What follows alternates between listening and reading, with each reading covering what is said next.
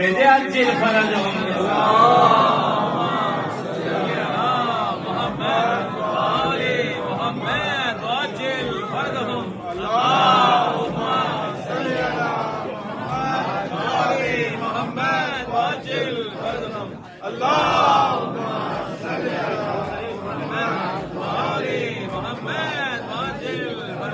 बस बेटा संभाल संभाल के इसकी गर्दन उठो बस अब पीछे हटो तुम रुक जाओ जल्दी जाओ चाकू से काट डाला दोनों खंजर से जुबा कर डाला जाओ पीछे जल्दी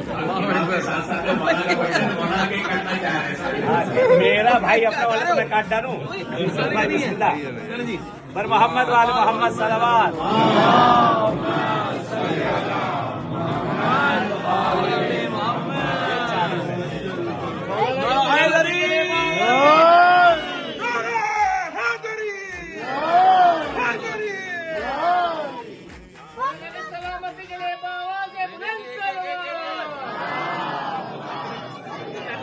बेटा के कपड़े खराब हो रहे हैं सबके